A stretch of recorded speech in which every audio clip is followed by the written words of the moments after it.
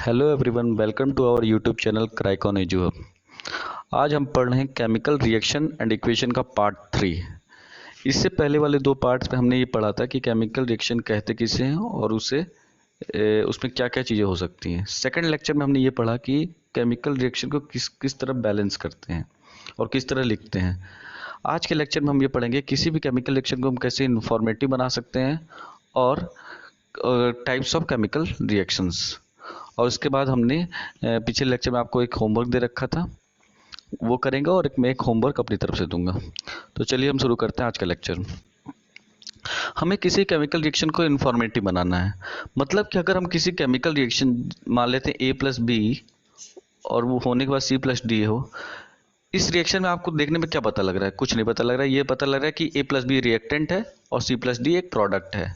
ठीक है। अगर कुछ हम अपनी तरफ से कुछ ऐसा ऐड कर दें कि आपको इसके स्टेट के बारे में पता लग जाए, फॉर्मेशन होने के बाद क्या कोई गैस निकल रही है या कोई प्रेसिपिटेट फॉर्म हो रहा है, या हमको ये पता लग जाए केवल रिएक्शन देखने से कि उसमें हीट निकल रही है या हीट ऐड हो रही है या ये रिएक्शन किस हीट करने पर हो रही है, तो ये सब चीज़ें करने के लिए हम अपने केमिकल इक्वेशन को अपनी सुविधा के अनुसार और ज़्यादा इन्फॉर्मेटिव बनाने की कोशिश करते हैं। जैसे हम अपने केमिकल इक्वेशन को इन्फॉर्मेटिव बनाने के लिए हम उसके स्टेट को डिनोट करते हैं। तो हम क्या क्या चीज़ें कर सकते हैं इन्फॉर्मेटिव बनाने के लिए? उसके फिजिकल स्टेट को बता सकते हैं। पहली चीज़ हम क्या कर सकते हैं? उसके उसके फिजिकल स्टेट को बता सकते हैं। दूसरी चीज़ हम क्या कर सकते हैं कि उसमें क्या क्या हीट चेंज हो सकती है, हीट चेंज हम वो उसमें दिखा सकते हैं। तीसरी चीज़ हम ये देख सकते हैं कि कोई प्रोडक्ट में अगर कोई गैस निकल रही हो तो उसको हम किसी सिंबल के फॉर्म में डिनोट कर सकते हैं। गैस इवॉल्व्ड, इसको हम दिखा सकते हैं। ठीक है। चौथी चीज़ हम इसमें क्या कर सकते हैं, अगर कोई प्रेसिपिटेशन फॉर्म हो रहा है उसके लिए कोई अलग सा सिंबल डिनोट करके हम उसको दिखा सकते हैं। Precipitate form. तो चलिए हम फिजिकल स्टेट पर दिखाते हैं कि हम किसी किसी केमिकल इक्वेशन में फिजिकल स्टेट को हम कैसे दिखाते हैं। पहला क्या है? Physical state.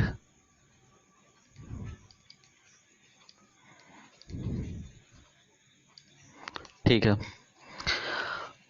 मान लेते हैं कि ये एक रिएक्शन हमारे पास Fe2O3 जो कि एक सॉलिड है प्लस एक एल्युमिनियम जो कि सॉलिड है, फिर हमारा क्या बनेगा? एक आयरन प्लस Al2O3। ठीक है। क्या आपको ये रिएक्शन देखने के बाद कुछ पता लग रहा है क्या कि ये आपकी रिएक्शन देखने के बाद ये पता लग जा रहा है कि ये जो Fe2O3 था ये एक सॉलिड स्टेट में है, ये एल्युमिनियम एक सॉलिड स्टेट में है, आयरन सॉलिड स्टेट में है और ये एल्युमिनियम लिक्विड स्टेट में है, Al2O3 एक लिक्विड स्टेट में है। तो हम अपने अपने फिजिकल स्टेट को दिखाने के लिए हर रिएक्टेंट और प्रोडक्ट के आगे हमने ब्रैकेट में क्या लिख दिया? उसकी स्टेट लिख दी। ठीक है। जैसे एक मैं एग्जांपल और लेता हूँ, C+O2 जो सबसे बहुत कॉमन एग्जांपल है, क्या बनता है हमारा? CO2 carbon dioxide. इसमें कार्बन कौन सी कंडीशन में? सॉलिड। ऑक्सीजन कौन सी कंडीशन में? गैस। और जो CO2 कौन सा बन रहा है? गैस। हमने हर रिएक्टेंट और हर प्रोडक्ट के आगे ब्रैकेट में हमने उसकी स्टेट लिख दी। एक तो हमने अपने केमिकल इक्वेशन को इंफॉर्मेटिव बनाने के लिए ये किया कि हर रिएक्टेंट और प्रोडक्ट के आगे हमने ब्रैकेट में उसकी फिजिकल स्टेट को लिख दिया। अब वो फिजिकल स्टेट क्या हो सकती है? ये फिजिकल स्टेट क्या हो सकती है? सॉलिड, लिक्विड, गैस और क्या हो सकती है? एक और है एक्वस। ठीक है, एक्वस। अब ये एक्वस सॉल्यूशन क्या है किसी केमिकल का वाटर के साथ जो सॉल्यूशन होगा वो क्या होगा, एक्वस सॉल्यूशन होगा। कोई भी केमिकल हमारे पास, मान लेते हमारे पास बीकर में यहाँ वाटर है, इसमें हमने कोई भी केमिकल एक डाल दिया, कोई भी केमिकल हमने ऐड कर दिया, तो ये हमारा कौन सा सॉल्यूशन बनेगा, एक्वस सॉल्यूशन बनेगा। तो एक्वस सॉल्यूशन का डेफिनेशन क्या होगा, किसी भी केमिकल का वाटर के साथ सॉल्यूशन जो होगा उसको हम क्या बोलते हैं, एक्वस सॉल्यूशन। तो हम किसी भी रिएक्टेंट के प्रोडक्ट के आगे हमने ये सीखा इंफॉर्मेटिव बनाने के लिए उसकी स्टेट को लिख देंगे हम। दूसरी चीज हम क्या लिख सकते हैं, हीट चेंजेस। ठीक है, हम ये लिख सकते हैं कि किसी भी केमिकल रिएक्शन में जो एनर्जी या तो रिलीज हो रही हो या तो हम उसमें एब्जॉर्ब हो रही हो, हम इस चीज को भी लिख सकते हैं।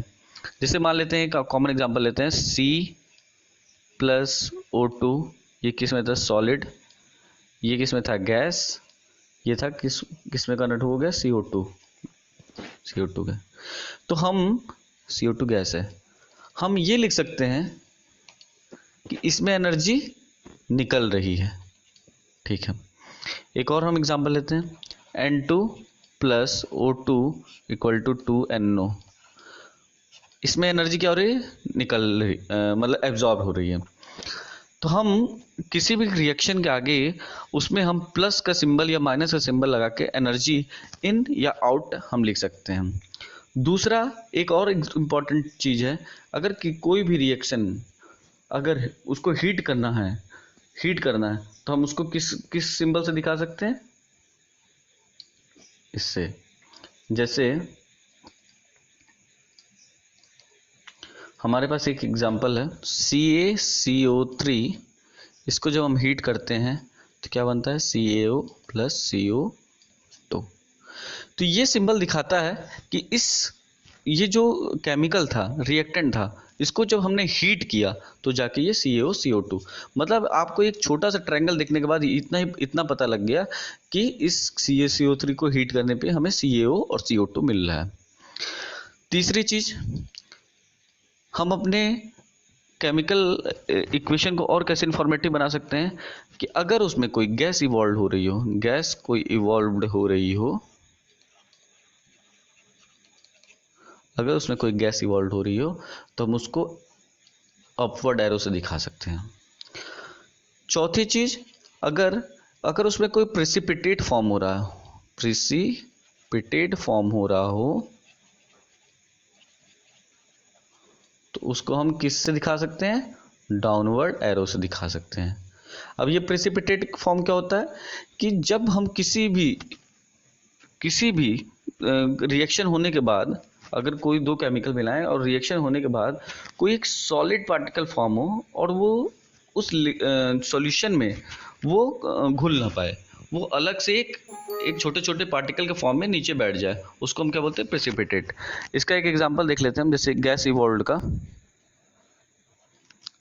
जैसे अगर हमने पढ़ा भी था, zinc solid plus H2SO4 aqueous. देखिए क्या आ गया हमारे पास, एक्वस मतलब क्या हुआ, मतलब हमने एक पानी लिया और उसमें H2SO4 सल्फ्यूरिक एसिड को हमने मिलाया, तो वो क्या बन गया, सल्फ्यूरिक एसिड का वो एक्वस सोल्यूशन बन गया। तो जब हमने जिंक सॉलिड और H2SO4 को मिलाया तो हमारा क्या बना, ZnSO4 प्लस H2 गैस। अब वैसे अगर मैं इस रिएक्शन को ऐसे लिख देता तो आपको कुछ पता लगता है क्या कि ये गैस निकल रही है कि नहीं निकल रही है, लेकिन अगर मैं यहाँ पे अगर एक अपवर्ड एरो लगा दूँ तो आपको ये पता लग जाएगा कि यहाँ पे इस रिएक्शन में हाइड्रोजन गैस निकल रही है। इसी तरह हम प्रेसिपिटेट फॉर्म का एक एग्जांपल लेते हैं कि AgCl अगर हम सॉलिड लें, AgCl सॉलिड लें और उसमें हम NaNO3 का एक्वस सोल्यूशन लें,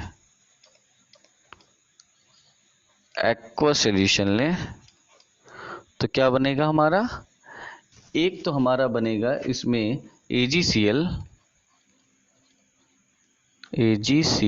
जो कि सॉलिड है, प्लस प्लस हमारा क्या बनेगा, प्लस हमारा बनेगा हमारा, हाँ सॉरी एक हमने गलती कर दी यहाँ पर NaCl होगा, NaCl का एक्वस सॉल्यूशन होगा, NaCl। हाँ, अब हमारा क्या बनेगा, एक तो हमारा बनेगा AgCl, एक रिएक्शन को मैं दोबारा से लिख देता हूँ,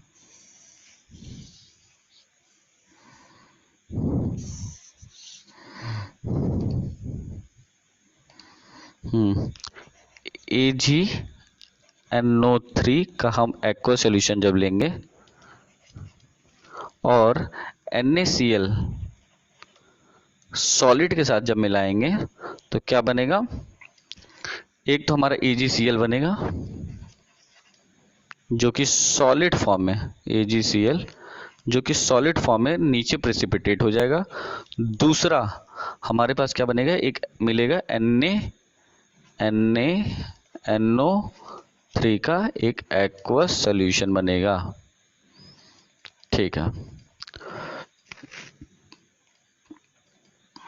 ठीक है, ये तो हो गया हम किसी भी केमिकल इक्वेशन को और कैसे ज़्यादा इंफॉर्मेटिव बना सकते हैं। अब हम क्या देखेंगे कि कितने टाइप के केमिकल रिएक्शन हो सकते हैं, जो कि मैंने ऊपर दिखाया भी था।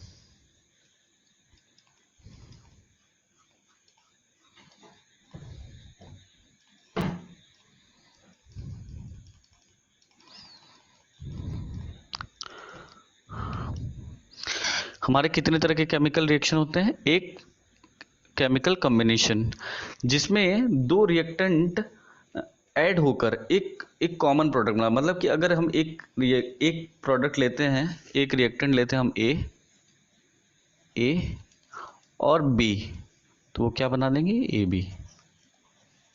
ठीक है, केमिकल डिकम्पोजिशन में अगर हमने एक AB लिया और उसको कुछ एनर्जी सप्लाई कर दी तो वो एक A में टूट गया और एक B में टूट गया। ठीक है, केमिकल डिस्प्लेसमेंट मतलब क्या हुआ कि अगर हमने एक कंपाउंड ले A B और एक C को ऐड किया तो वो क्या कर लेगा, AC को रिप्लेस कर देगा। फिर इसी तरह अगर हमने एक रिएक्टेंट AB ले लिया और एक CD ले लिया तो उसमें क्या होगा, A C को रिप्लेस कर देगा, B D को रिप्लेस कर देगा। तो हम देखते हैं केमिकल कॉम्बिनेशन, इसको और डीप में पढ़ते हैं।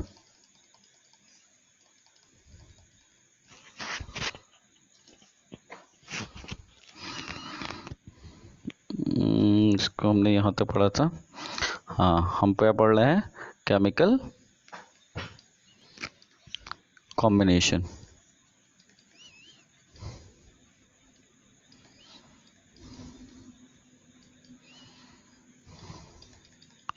ठीक है, केमिकल कॉम्बिनेशन में क्या है कि मान लेते हैं हमारे पास एक रिएक्टेंट है A, ठीक है, एक रिएक्टेंट है B। ठीक है, अगर हमने इन दोनों को मिला दिया तो ये इनका एक क्या बना लेगा, कंपाउंड AB। इसका एग्जाम्पल हम क्या लेते हैं, एग्जाम्पल जैसे हमने मान लिया हमने क्या ले लिया, Mg, एक एटम, दो एटम, तीन एटम। फिर हमने क्या ले लिया, नाइट्रोजन का एक एटम, दो एटम। तो ये क्या बना लेगा, Mg3 और N2। मतलब अगर हमने 3 Mg लिया और उसको नाइट्रोजन गैस से रिएक्ट कराए तो क्या बन जाएगा, Mg3N2। मतलब इसमें जब दो चीज़ें मिलकर एक कॉमन चीज़ बना ले रही है, ये हो गया आपका केमिकल कॉम्बिनेशन। अब हम देखेंगे केमिकल डिकम्पोजिशन। केमिकल डिकम्पोजिशन, ठीक है, केमिकल डिकम्पोजिशन में क्या होता है इसमें उल्टा, इसमें जो केमिकल कॉम्बिनेशन है इसका ये जस्ट अपोजिट होता है। अगर हम AB किसी कंपाउंड को अगर किसी तरह की एनर्जी सप्लाई करें तो वो क्या टूट जाएगा, एक A एलिमेंट और एक B एलिमेंट में टूट जाएगा। ठीक है, अब आपको ये पता है कि हम जो ये एनर्जी सप्लाई कर रहे हैं, पहले एक एग्जांपल देख लेते हैं। जैसे बहुत कॉमन एग्जांपल है, NaCl को जब हमने एनर्जी सप्लाई कर दी तो वो किस में टूट गया, Na+Cl में। दूसरा, जब हमने CaCO3 को जब हमने इसको एनर्जी सप्लाई की, मतलब हीट किया, तो क्या मिला हमको, एक मिला CaO कैल्शियम ऑक्साइड, दूसरा CO2। और हमने बताया कि गैस को निकलने को दिखाने के लिए हम कौन सा सिंबल यूज करते हैं, अपवर्ड एरो। ठीक है, ये हमने सीख लिया कि केमिकल डिकम्पोजिशन। अब मैंने क्या बताया कि केमिकल डिकम्पोजिशन में दो रिएक्टेंट में तोड़ने के लिए हमको क्या सप्लाई करनी पड़ती है, एनर्जी। तो on the basis of energy chemical decomposition में हम 3 तरह की एनर्जी सप्लाई कर सकते हैं। पहला क्या सप्लाई कर सकते हैं हम, पहला हम सप्लाई कर सकते हैं, उसमें हम थर्मल एनर्जी सप्लाई कर सकते हैं। क्या कर सकते हैं, थर्मल एनर्जी सप्लाई करके उसको डिकम्पोज कर सकते हैं, थर्मल डिकम्पोजिशन। ठीक है, इसमें क्या होगा, बेसिकली हम नॉर्मल किसी भी कंपाउंड को हीट करेंगे तो वो दो प्रोडक्ट में टूट जाएगा। जैसे CaCO3 को जब हमने हीट किया तो किसमें टूट गया, CaO+CO2। CO2 क्या है, गैस। ठीक है, इसी तरह हमने FeSO4 को हीट किया तो किसमें टूट गया, वो Fe2O3 plus SO2 plus SO3 में टूट गया। ठीक है, दूसरा हम किस तरह की एनर्जी सप्लाई कर सकते हैं, इलेक्ट्रोलाइसिस।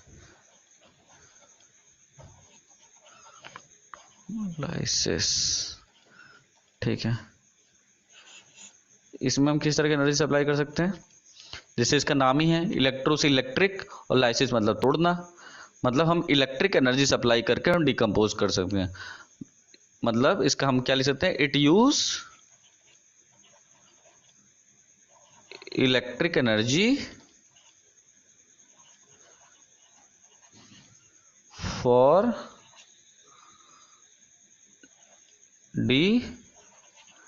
डिकम्पोजिशन।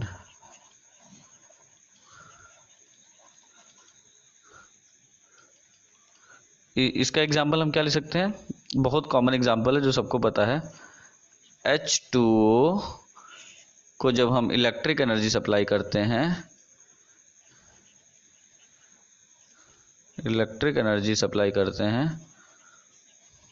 तो किस में टूट जाता है, H2+O2 में टूट जाता है। तीसरी हम किस तरह की एनर्जी सप्लाई कर सकते हैं डिकम्पोज करने के लिए, फोटोकेमिकल।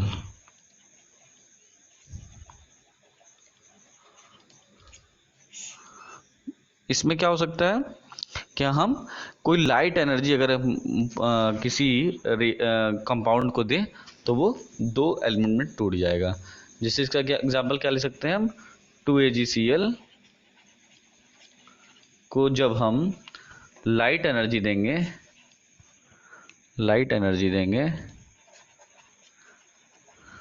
सनलाइट की एनर्जी देंगे तो किस में टूट जाएगा, 2Ag+Cl2 गैस में। ठीक है, तो हमने ये सीख लिया कि किसी भी डिकम्पोजिशन रिएक्शन को तोड़ने के लिए हमें एनर्जी की आवश्यकता होगी, और वो एनर्जी हम 3 फॉर्म में दे सकते हैं, या तो हम हीट कर दें, या तो हम इलेक्ट्रोलाइसिस कर दें, या तो फोटोकेमिकल। इसके बाद जो 2 रिएक्शन बचे हैं, केमिकल डिस्प्लेसमेंट और केमिकल डबल डिस्प्लेसमेंट, उसको हम आगे आने वाले लेक्चर में देखेंगे। इससे पहले मैंने आपको पिछले लेक्चर में आपको एक होमवर्क दिया था, उसको कर लेते हैं। होमवर्क था कि हमें बताना था A² + B² - C + D की वैल्यू बतानी थी। तो मैंने एक बार इस रिएक्शन को फिर लिख देता हूँ, और जिस प्रोसेस से मैंने बताया था उसी प्रोसेस से करते हैं। FeS2 plus O2 equal to क्या बनना, Fe2O3 प्लस SO2। ठीक है, मैंने आपको क्या बोला था कि पहले हम हाइड्रोजन ऑक्सीजन छोड़ के सारे एलिमेंट को लिख लेंगे एक लाइन से। जैसे यहाँ पे है F आयरन, फिर सल्फर, फिर ऑक्सीजन। ठीक है, फिर हम एक बनाएंगे LHS का कॉलम, एक बनाएंगे RHS का कॉलम, और एक स्टार मार्क्स का कॉलम टिक करने के लिए। ठीक है, इधर आयरन लेफ्ट साइड में कितना है 1, राइट साइड में है 2। हम कितने का मल्टीप्लाई कर देंगे 2 का।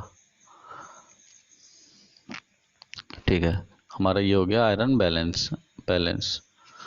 ठीक है, सल्फर इधर लेफ्ट साइड में कितना है 4, राइट साइड में कितना है 1, राइट साइड में है 1, तो हम किसका मल्टीप्लाई कर देंगे 4 का। सल्फर हो गया आपका बैलेंस। ठीक है, अब बचा ऑक्सीजन।